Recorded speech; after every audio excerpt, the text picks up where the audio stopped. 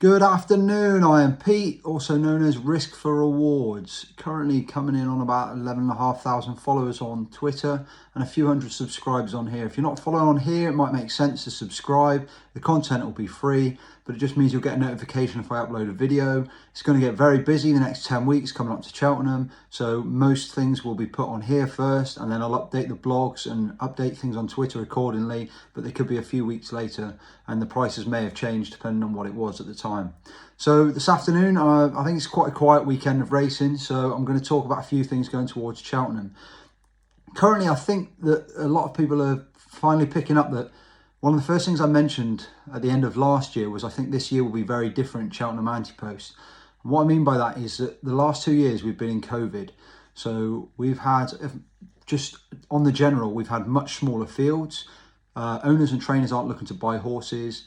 And to be honest, the Cheltenham's actually been very easy pickings for most over the last 2 years. I've had my best 2 years. I'm not saying I didn't have good years before that, but these were the two best years just because it was fairly easy, to be honest. And I think many people will be in the exact same boat.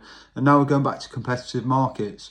Like, just to put this into context, looking at last year, we had 9 in the Supreme, 11 in the Arkle, 10 in the Champ Hurdle. The biggest one was we only had 7 in the National Hunt Chase.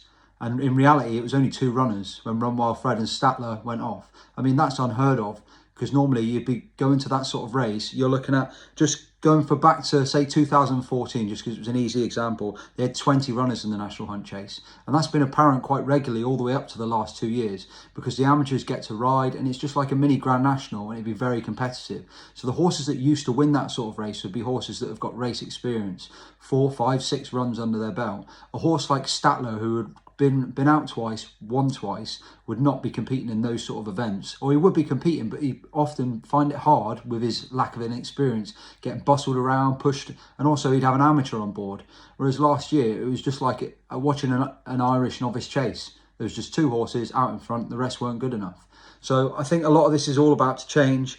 And just looking at some of the other events, and like another thing that was common last year is we were gifted almost. You looked at the Champion Hurdle and you also look at the Ryanair. Both of those horses, Honeysuckle and Allaho, they both presented with almost the exact same field as the year before. Yeah, there was a few extra rivals, but the main contenders that they were up against market-wise were the same horses they beat the year before. So yeah, they're a much shorter price. I think they went off 4 to 5 and 8 to 13 on the day. But in reality, as long as they hadn't regressed, they ran to the same level. They were going to win those races. Whereas this year, the whole game's changed. We're looking at a proper year across most of the markets.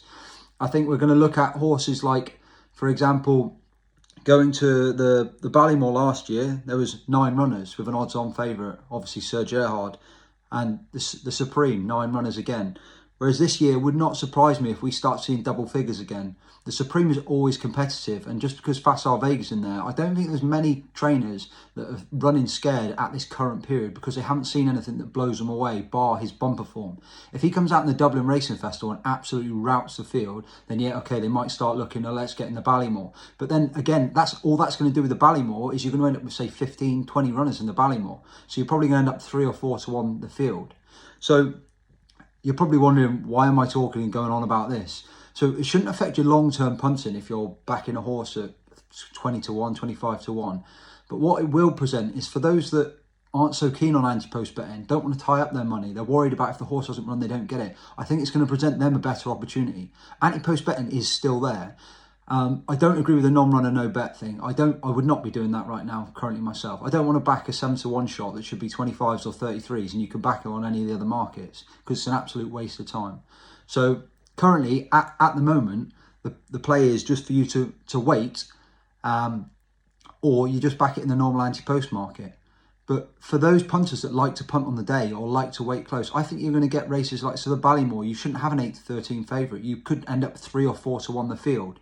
It might be like the years when we get the Brave Man's Game, we get, who else did we have that year? Brave Man's Game, Bob Ollinger and Galliard de Mesnil. And they were 3 or 4 to 1 the week before. And then the market formed later on. And that could well be the case. You'll have Hermes Allen. You'll probably have the winner of the Lawless of Nace. That'll probably be about 4 or 5 to 1 come Sunday night if it's won well. And then there'll be probably another one at the Dublin Racing Festival that will win that well. And then suddenly, all over the shop, they're all beginning to shorten again. So what I'm trying to say is, if you miss a price, so like say for example Hermes Allen, I can't guarantee that Hermes Allen doesn't go off 6-4, but with the competitiveness of the Irish racing, I'd be surprised if it's currently around 3-1. If you're backing it now, like, yeah, okay, I'm not going to say don't back it now, but I think you're going to get a lot more competitive markets close to the time. You could have 15 runners in that race, and you could end up, not necessarily on the day, but the week before, you could have 3 or 4 to won the field. I remember when Brave Man's Game was really short for that race, and then Galliard de Mesnil won, and then Bob Ollinger won, and then the money started coming for Bob. And then suddenly you're getting 4 to 1 Brave Man's Game on the day. Obviously, he didn't win, but my point is that the markets are very competitive this year. I don't know how the Champion Hurdle is going to pan out, but I think the market in behind the Champion Hurdle is going to be very busy. The horse like the Champion Chase, if Enegamine comes across and then batters Edwardstone, he's going to go short. But a lot of them drift out in the Champion Chase for whatever reason. It's very difficult to win 2 in a row. And what we found in the past times, that even horses like Altior was sent off evens. Altior was unbeaten at the time. So you are going to get more value, in my opinion, close to the time. So what I'm trying to say is, if you do miss a price, then you don't need to rush the back. There will be some you'll miss, but I think there's going to be more money to be made than you would normally expect on the week. Most normally, everyone's money's done. So that's how I think the game is different currently at the moment. I think it's going to be bigger fields, and the COVID's gone, so we're going to get more of that, and it's going to be more competitive. So my concern, though, with the Irish runners is, I'm going to use Willie Mullins as an example, because we all know he is one of the master trainers, if not the master trainer, is Willie Mullins is affecting the Cheltenham markets big time, because a lot of people who would normally punt on certain races are struggling to punt on those races, say 12 months out, 6 months out, 3 months out, because they've got no idea where his horses are going. So like, you can, if you're backing one of his, then it can affect you because he can move that horse. And if you're backing against, so say if you fancied one in the Ballymore, you could be like, right, I really like this, but then what if they switch his Facile Vega? What if he does this? What? So it's just trying to just forget about Willie Mullins. But then you look at the markets and you're like, well, hang on a minute, Willie Mullins has got nearly all the best horses. He had 10 winners last year. It's so difficult for you to get around that. So it's just one of those, make the most of the situation, and you just have to accept what it is. Some of them that you're going to lose your money on, others that, okay, yeah, you've guessed right. There's not really any way, but it's just hard because obviously the prices are so much shorter. So you just need to be wary of which way you're going until, like, he's confirmed Facile Vega is most likely to go Supreme. So that's the case at the moment. But we all know what Willie Mullins is like. He could wake up and be like, oh, hang on, I've got 3 that are definitely going 2 miles. I've not got any for the Ballymore. And then suddenly you're switching again. So, but my main concern is, as I've said, the other thing that I wanted to discuss was the Irish runners coming into the festival. So a big concern with the Irish runners coming to the festival, my last year, I put it in my blog and I mentioned it numerous times, was Galloping Des Champs and Bob Ollinger were the best horses going into the Turners. In the end, the field cut up and there was only 4 runners, so it was kind of, it didn't really matter. But my main concern, big time, was with them, is at the time they only had 1 run, and they both finished, they only had 2 runs over fences prior to the festival. The Irish are setting up at the moment where they are literally coming out around December, really late in December, maybe January is their first target. And they're playing the January, February, March, April game. So they'll go for 4 to 5 runs in that period. And that's fine. But some of these runners are going to come there inexperienced and undercooked. And I said it last year, I wouldn't have been surprised if one of them fell, and Galloping Des Champs did. Would he have had another 2 runs and that would have stopped him from falling? Probably not. But at the same time, you don't know, because a horse is learning all the time on the job. So he might learn that he's going to go a different way. He might learn to hug a rail. He might lean in. He might jump differently. He develops his technique as he goes on. And that's always a concern for me with some of these Irish runners. Like, I look through this field and he's currently got Appreciate, Dysart Dynamo, El Fabiolo, James de Burley, Classic Getaway, Manila Kakuna. All of those horses have only had 1 run currently. So at the moment, they're all looking at possibly having gone there with 2 runs. Is that enough? It could well be. But this goes back to my other point, which was the COVID years. So horses like the Brown Advisory, where Monkfish won, I think you had something like 6 or 7 runners. A normal Brown Advisory back in the day, you'd have had 3, like the days where Presenting Percy was winning the Brown Advisory, you'd have 3 to 1 the field and you'd probably have 10 plus runners. And that could well be the case this year. You could end up with 15 horses, hustle and bustle, proper race, them coming off the bridle and hammering through each other. It's not going to be like picking up a novice in the Irish. And that's just my concern, is that I believe that I think some of these runners need to have at least another 1 run, possibly 2 runs. And it's going to be interesting to see how it pans out. They could just be too classy, but I believe that it's getting more and more difficult, that as the race fields get bigger, it becomes more competitive, and we go back to the norm, is that you can't get away with going there having had 1 or 2 runs, because your inexperience could end up costing you.